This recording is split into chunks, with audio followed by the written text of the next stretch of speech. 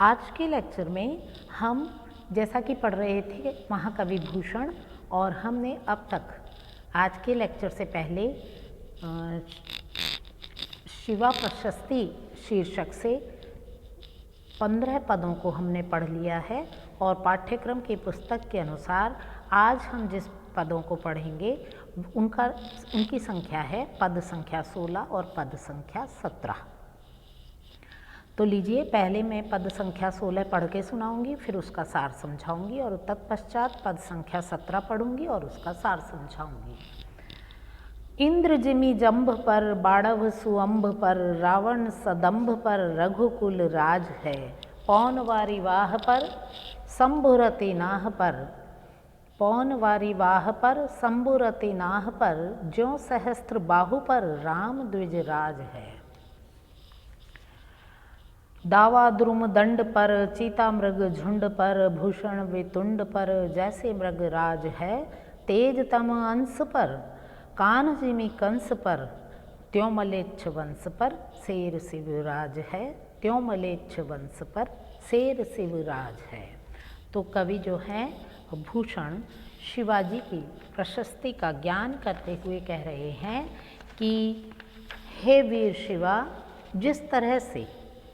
जिस प्रकार जंभासुर पर इंद्र भारी रहे हैं, समुद्र पर बाड़वानल भारी रही है, और रावण के दंभ पर रघुकुल पर राज करने वाले श्री राम भारी रहे हैं।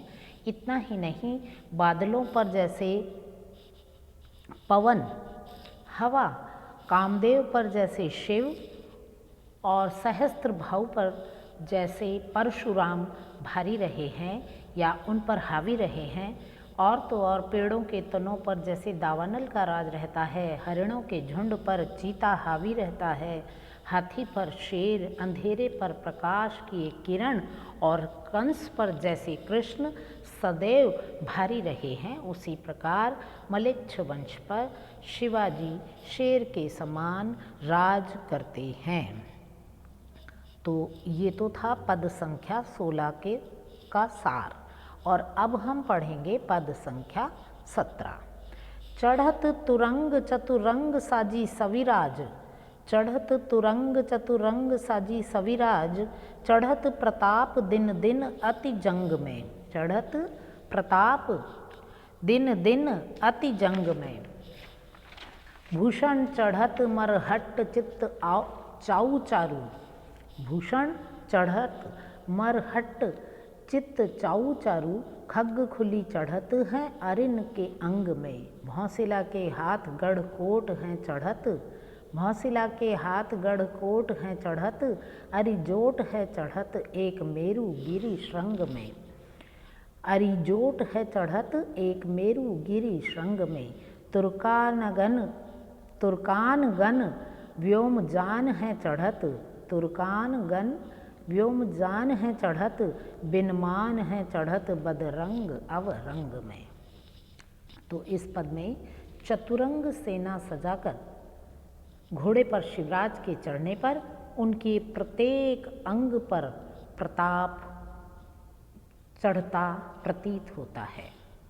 जब कहने का आशय यह है कि जब शिवाजी अपनी चतुरंगिणी सेना को सजा करके और अपने घोड़े पर विराजमान होते हैं, तो उनका प्रताप उनके अंग प्रत्यंग पर दिखाई देता है।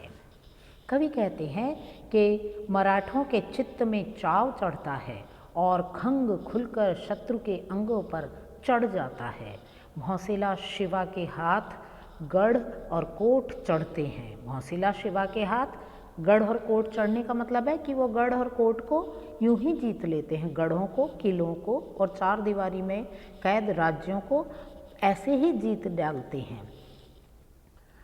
और उनके शत्रु झुंड सुमेरु पर्वत शिखर पर चढ़ जाते हैं, और उनकी जो है सेना के झुंड सुमेरु पर्वत पर विराजमान शत्रुओं के झुंड पर भी चढ़ जाती हैं।